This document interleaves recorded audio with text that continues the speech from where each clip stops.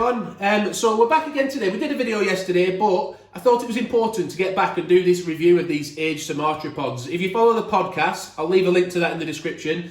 You'll know that these were on the way. I ordered these the other day. They've arrived, and the first thing that struck me about them is the box. I mean, how nice is that box? It's pretty cool, that. And I like the look of it anyway. And it also has on the front a little label saying 2016 vintage.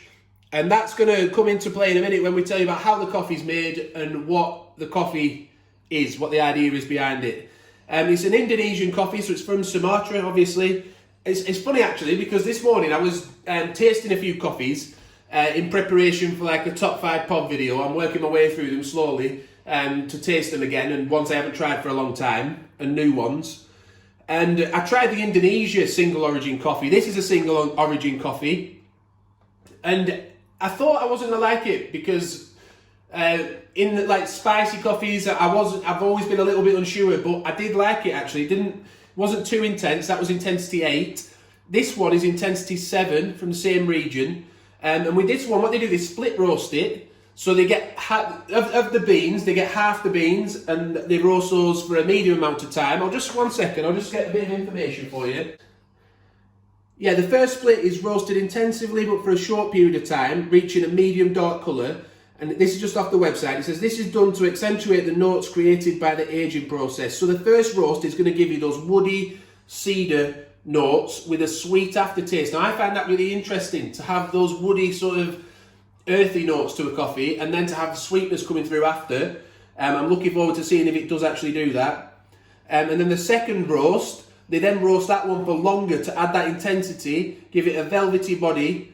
And it also is supposed to have like a bit, I think it said cacao or caramel notes or something like that coming through. And notes of tobacco as well coming through. So it's going to be interesting.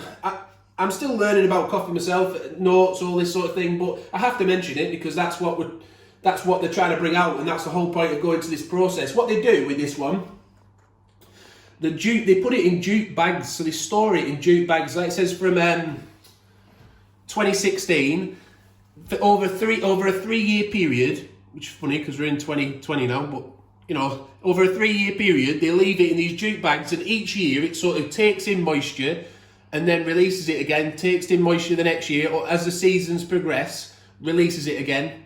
And that's why it gives it those different flavours, and that's why it's different to your standard sort of Indonesian coffee. So that's the actual pod. Quite a smart thing. Just have a look at it down there. Quite a smart pod. You can brew it as an espresso, as a lungo, and obviously with milk. So what I'm going to do, I'm going to start as an espresso. Let's just pour that out. Making sure I've got the right one. Yep. Trying to not get in the camera view. And I'll give it a little taste. I'll tell you whether it tastes good to me or not. I might have a different flavour profile to you, but this is really just to tell you about the coffee and give you some idea as to what it's all about. It is limited edition though, so if you want it, you're going to have to get on and get it quick, because if it's a nice one, it will tend to go. So as you can see, it's not got a really thick crema on there, and that's probably because it's single origin. There's no Robusta in it, and it's just Arabica coffee. My wife and I have both been tasting this just off camera there, and we're impressed with it. We like it. You've got these woody, spicy flavours coming through, and you can actually, after a while, I find after a few seconds maybe, you taste that tobacco edge a little bit more. But it is definitely worth a try. We both liked it. We both said it's very different. And it's just, yeah, it's still resonating now in my mouth, like it really is. So I think you should give it a try, especially if you like those earthy kind of flavours and you don't want anything that's really too bitter, because it isn't. It's just nice, easy drinking. So interesting now though. Let's I don't think I've got a pod in, have I? Let's pour one as a lungo. And we'll just see if that tastes much different, because it's interesting that you can pour this is a 40ml coffee, or you might set it different yourself if you like it a little bit shorter, a little bit longer than that. But the Lungo, as a standard, is 110ml, so nearly 3 times as much, but the same amount of coffee. So how's that going to taste? Let's find out. These are the Lungo View cups, by the way. We've got a review. The ones I've been using for the espresso, they're the View espresso cups. This is the Lungo version. So we've got a review of those on the channel if you fancy checking that out. We've also got those in our Amazon store as well. I'll link to those in the description in case you wanted to check that out. Some Nespresso stuff that we featured on the channel in your region, in your country. And we've got a store for that, so you can browse around and see if you can find anything that's got good value on there for you. Again, there'll be a link in the description to that. So that's the Lungo. Looks nice again, doesn't it? It has maintained a bit of crema on top. If we just have a quick look. Let's get this one off the shelf. We'll have a taste of this one now. Come back in a minute again. Tell you what we think. Yeah, so trying that again off camera, you know, that was interesting again because I'm not usually a massive fan of Lungos. I find them a little bit bitter for me. But with this one, my wife and I both tasted it, and we both felt that it didn't have the punchiness of the espresso. But because when you brew a Lungo, the longer the extraction goes on, the more bitter flavours come out. But they weren't a nasty bitter, if that makes any sense. You know, sometimes you could taste a pod and it tastes like, oh, it's not nice, that it's too bitter. These, you could actually taste the bitter flavours that it mentions coming through. And it wasn't too watery either, which I thought it might have been, given that it's only a small pod. Yeah, so the final test then is just to try it as a cappuccino and see if it can stand up with milk. So we'll just try that. See how we get on.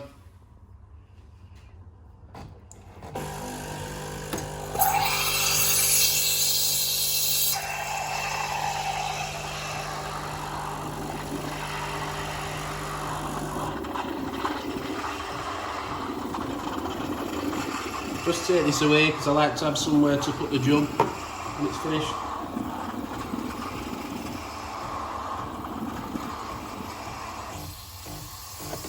This is the Taste Pro, by the way. I don't know if I've already said that. Just in case you're wondering which machine it is. We've got a review of it on the channel. Be sure to check that out, or with other reviews. So will this pod stand up with milk? We'll find out. Right, so I've been told if you tap it, swirl it a little bit, it mixes the froth up a little bit better. So we're just going to pour it in now. And apparently you can sort of twist to the side at the end and you just get that little bit of extra froth on top. I appreciate it. I didn't fill it all the way to the top for the cappuccino. I didn't want to push my luck. I was just so happy that I got it out the side of the jug without spilling the milk. I've been practicing that, so I'm very pleased with that. Anyway, how did it taste? To be honest, I felt in milk, I think it was still nice. It was easy to drink, pleasant to drink, but it did lose, I think, what made it special in these two. You know, they've obviously put a lot of effort into the roasting and getting the taste right, getting those flavours to come through, but it did seem to just lose its edge a little bit in milk.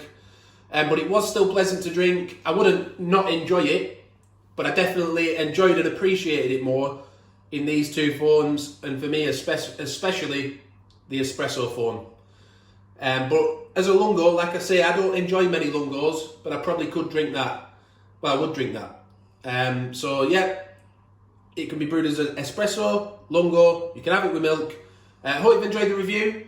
If you decide to buy them and try them yourselves, do let us know how you get on. Do let us know if you like it, if you have a different opinion. We love hearing your comments. Subscribe to the channel if this is your first video. Hit the notification bell.